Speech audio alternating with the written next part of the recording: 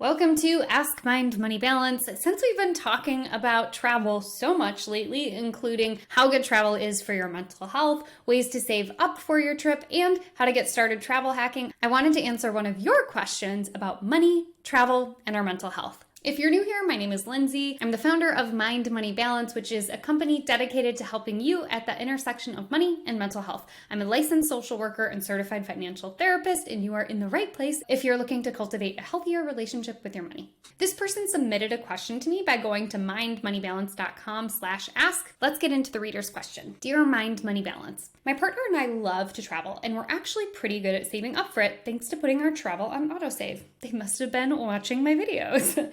But as soon as we get to the airport, it's kind of like all of our saving skills go out the window. It instantly feels like we're using Monopoly money, buying expensive airport food, then spending on trinkets and souvenirs we don't really need, and treating ourselves to pricey meals and excursion once we get to our destination. Once we get home, the money that we saved up for travel is not only wiped out, but we also have a pretty hefty credit card bill that usually takes us 2 to 3 months to pay off. This leaves us feeling emotionally and financially hungover after a trip. We feel bad that we've overspent, and we're irritated with one another for being so careless. But as soon as we pay off that credit card, we get right back to our save ways so we can do it all over again. Not only is this not a very fun way to travel, but with credit card interest rates so high, we literally can't do this anymore. How can we translate that good saver mindset when we're actually on vacation so we don't have such a negative financial and emotional aftermath? Signed, Bougie But Broke. Bougie But Broke. Before we get into an answer, let's highlight all of the amazing stuff that you're already doing. You and your partner obviously have had to sit down and have a conversation about the fact that travel is important to you in your relationship and that it matters so much to you that you're putting it on autopilot to save up for that trip. The fact that you already have that built in is huge and will serve us well when I get into the money how-to advice later on. But first, I want to talk about the emotional side of why you might be doing what you're doing and offer you some ways to consider how to get out of this cycle of saving, then spending, then getting into credit card debt. I want you to think about what needs are being met when you are spending as frivolously as you are when you're on trips. You said that it happens the second that you get to the airport and you're buying everything from airplane snacks to souvenirs to pricey excursions. Go back and watch my video on emotional reasons why we spend if you haven't already, and start to ask yourself and your partner what particular chemical need you might be trying to have met by your spending. If you find out that you're really looking for adventure, are there other ways to bring adventure into your relationship and into your day-to-day life? If you're looking for connection with one another or friends or family, are there ways that you can host a game night or a pizza night? Are there things that you can do to reconnect with one another or to connect with the people who matter for you in your life? Think about what exactly you're trying to have met when you're spending and see if you can find ways to weave that into your day-to-day so you're not kind of engaging in this endorphin, dopamine, or serotonin restriction and only giving yourselves those things when you're on vacation. My hypothesis is that it feels like you don't deserve or it's not allowed for you to enjoy your money or to enjoy certain aspects of your life, and that's why you're kind of hoarding it up and saving all of the good stuff for when you're on vacation. So first is to figure out what feelings are coming up, what emotional and chemical needs you're trying to have met by that spending, and figure out ways for you and your partner to get those needs met even when you're not on vacation. Then I want you to think about the second thing, which is you said your money feels like Monopoly money. I love this because it tells me something really important, is that the way that you're spending money when you're not on vacation, the money feels real. I want you to get really concrete about why money feels so real when you're not traveling and why it feels so fake when you are traveling. Are you doing something different? Are you going to the ATM before your trip and you're using different currency, or you have cash on hand when you usually tap or swipe a card? Or is it the opposite? Are you a cash envelope kind of person and then when you travel, you're swiping your card every which way you go? Think about what are the tactile and tangible things that are different and how can we mimic them to be more consistent so it feels like real money in your brain. The other reason our money feels like Monopoly money when we're on vacation is we get this like YOLO FOMO anxiety. If I don't buy this trinket, I won't remember this trip. Or if we don't take this excursion, my partner and I will have missed out. So I want you to really think about what you want to spend on, why you want to spend on it, and how can you make that money feel a little bit more real going forward. The other thing is that you and your partner sound very, very similar, which is a good thing. To be clear, it sounds like you're quite compatible, but it's a myth that people who have the same type of relationship with money are better off than couples who have opposite personalities. In my work, I've seen a lot of couples where one person identifies as a spender and one identifies as a saver, and they're able to kind of balance each other out and create this type of yin-yang relationship around money. When you and your partner share the same ideas about money, you almost enable one another to behave in ways that aren't super healthy long-term, meaning you're both really good at getting scrappy and saving, and you're both really good at saying, yeah, you should get that, go for it. Yes, we should totally do that trip, or we should totally buy that fancy dinner out. You're not pausing. You don't have somebody who has a different belief about money to pause and say, hey, is it really important that we do X, Y, or Z on the trip? The good news here is that you and your partner are getting closer to being on the same page, and that coming home with a 2 to 3 month credit card bill that you have to pay down just doesn't feel good anymore. And even though you're really quick to get back into that scrappy save mode, I wonder if we can just take some of the intensity off. And what I mean by that is, can we take some of the intensity of the saving off? Can we maybe try saving up for something else and see if you have that same cycle or not? For example, do you need a new mattress? What would it feel like to save up money for a new mattress? Would you end up buying 12 mattresses and sleeping all of them? Or would you try one and sleep on it for the 89 days before you make your decision? So think through, is this a pattern that happens in all areas of saving and spending, or is this exclusive to travel? And if so, it might be more of that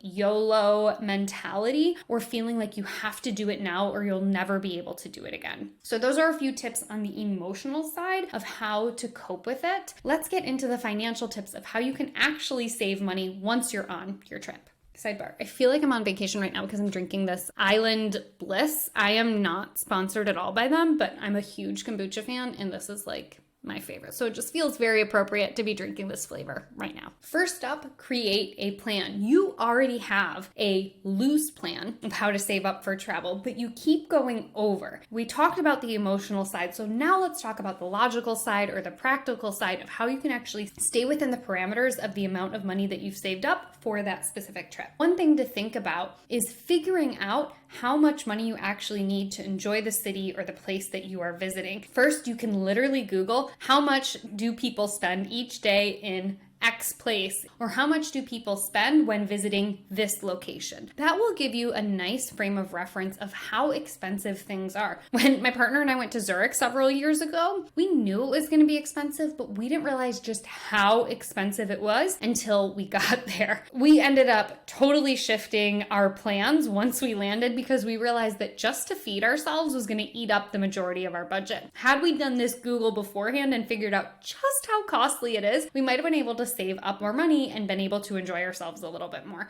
So figure out if you're actually saving up enough for your trip. When you look at those numbers, see what types of things those numbers include. Depending on what website you land on, it might include everything from food, lodging, and excursions. And for some of them, it's just the cost of food. So figure out kind of where you want to be based on the amount of money most people spend in that area to enjoy themselves, and use that as a barometer to set your budget. And then crank up your autosave, since you and your partner are so good at already auto saving for vacation. If it's not already in a high yield savings account, make sure your travel fund is in a high yield savings account. That additional 2, 3, or 4% can help that travel fund go a little bit farther. Depending on how much you're saving, could be an excursion or a night in a hotel. You can also enroll in services to help you round up when you're spending. I personally use Ally Bank. I'm not sponsored by them, but you can use Roundup, where if you use the Ally debit card, every time you swipe your card, it will round up to the nearest dollar and automatically put that roundup money into a bucket of your choice and you can designate it to be your savings bucket. Then decide where you want to splurge. Something that stood out when I was reading your letter was that you are all over the place. You spent money on eating, you spent money on excursions. Sit down with your partner and really get aligned on what you want to see, what you want to do, and what you want to eat when you're there. I find most people, when it comes to traveling, are really interested in one of these three things: excursions or sightseeing, food, or shopping. Make a decision on what matters most to you, allocate more of your money when you're there for those particular things, and pull back in the other areas. Number 4, make sure your lodging includes some free food. Depending on the hotel, hostel, or rental property that you stay at, see if they include things like breakfast, afternoon tea, or even happy hour. When I travel, I'm usually looking to make sure that I have at least a meal, if not a generous snack covered, that I don't have to pay for out of pocket and is already included in my cost of accommodations. Number 5, if you're traveling through the United States and you're a member of the YMCA, look up the local YMCAs. I know this sounds silly, but you never know what types of offerings the YMCA might be providing. In addition to things like a sauna and a whirlpool and a shower, you might also have access to free activities that they are hosting. Number 6, if you can tolerate it, and not all of us can, sit through a timeshare presentation. The big asterisk here is go in, steal on, armor on. You are not buying yourself a timeshare, but what you are getting is whatever they're going to give you for sitting through that 90 minutes or 2 hours. This is not for everybody, but if you're going to a popular hotel vacation destination or a popular tourist area, it's very common in a hotel lobby for there to be this little sign that's like, get a free show or get a free dinner or get a free excursion if you join this timeshare presentation. The key is for you to make sure that you are reading everything that is included and that you're doing your part and that you can get your bonus on the way out. If they say it's a 90-minute presentation, you better set your watch, and as soon as 91 minutes clicks, you let them know, hey, I've done my part. I would like my free thing, please. This can be a great way to get free access to things like a show, maybe an upgraded hotel room, or even future credits to travel. Again, not for everybody, but if you're there for a while and you have 90 minutes or 2 hours to spare, you could always do that to get something for free in exchange. Number 7, shift your mindset from this YOLO mentality. A little bit earlier when I was sharing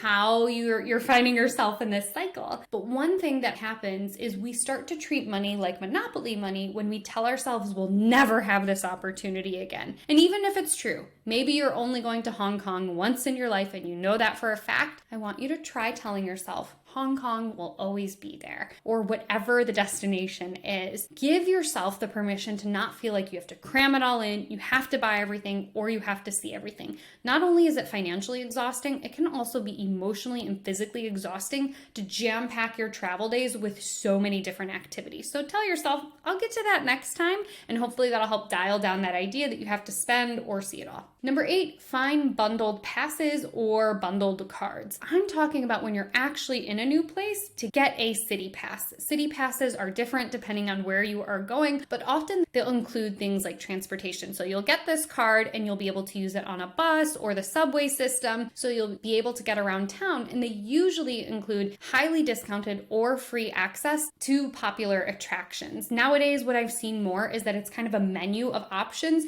and you pick the attractions that you want to go to. Usually you can buy a card that includes entry to 3 different places, and then you and your partner can decide which 3 places work for you. Now, this only works if you were planning on going to those places anyway, or you were planning on using public transportation. If that's not how you like to travel, then obviously spending money on a bundled pass or card won't work. But if you do like to do those things, I would look into one of those. Number 9 is to make lunch your big meal. I don't know if you and your partner are married, but I remember when I was going through wedding planning, there was something very funny that happened. If I told people I was looking for something for a wedding, suddenly the price was very, very pricey. But if I told people I was just hosting a party, suddenly the price went down. So this is kind of the same thing that happens when we go out to dinner versus when we go out to lunch. Dinner is usually far pricier than lunch. So if you and your partner can make lunch your big meal, you can usually save a bit more on your dining out expenses. What I mean by this is getting a big meal at lunch and then maybe getting some appetizers,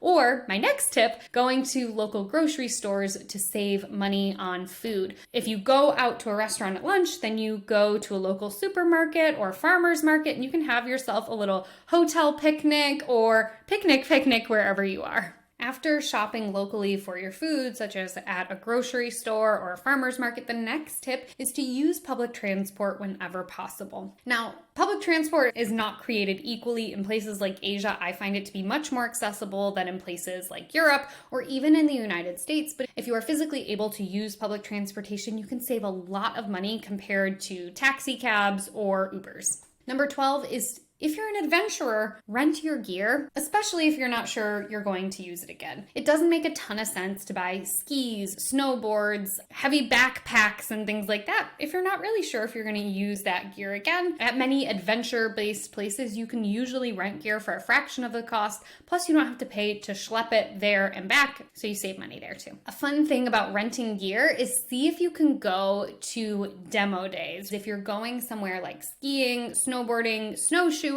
all of these things are cold weather activities, but maybe they work for things like surfboards and boogie boards too. But if you can find a demo day, that means a brand will come out and usually let you rent their gear for a fraction of the price that the resort would be charging you to use the gear. Speaking of resorts, you can usually get cheaper gear if you're doing an active vacation by renting a couple of miles out of town instead of right at the base of wherever that main activity is happening. Number 13 is to look for admission-free days. Many museums and parks offer days where they are free to the public or are donation only. Of course, if you can afford to donate, please do, but it's a great way to save some money on an activity like that. Number 14 is to look up free walking tours. Again, this depends on your ability, but there are free walking tours that are guided. Tip if you're going to do a guided tour, or you can download different maps that take you around different places, or there are apps that have audio versions of walking tours, and it's a great way to see a new place and to stumble upon areas and feel like you have a little bit more guidance without spending a ton of money. Number 15, decide what souvenirs you want, if any, in advance. When we don't go in with a plan, it can be really exciting, especially if you get that dopamine hit from shopping to feel like you want all of the trinkets.